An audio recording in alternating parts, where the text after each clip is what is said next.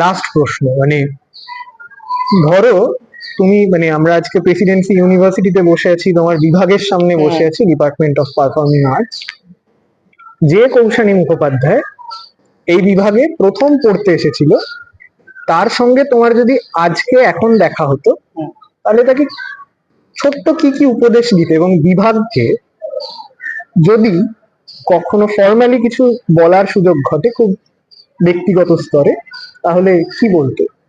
খুব সংক্ষেপে, মানে যদি আগে বিভাগের কথা বলেনি, বলতাম যে যা দিয়েছেন ততটাই দেওয়া উচিত ছিল। Thank you. মানে এক কণা বেশি বা কম নয়, যা দিয়েছেন ততটাই আমার দরকার ছিল। এটা আমি সিরিয়াসলি ইমোশনাল এই বিষয়টা নিয়ে, কারণ আমার মনে হয়েছে যে আমি এখন যা সেটা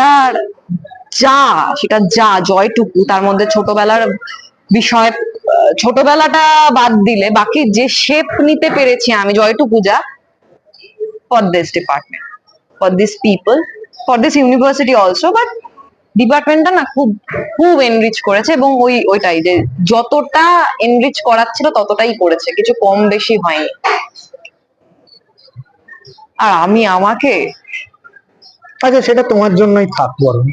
হ্যাঁ, এটাই বলতাম যে এটা কদিন পর থাকবে না। আচ্ছা, এটাই বলতাম যে মজা করে নাও, কদিন পর এটা তোমার থাকবে না, ব্যাস।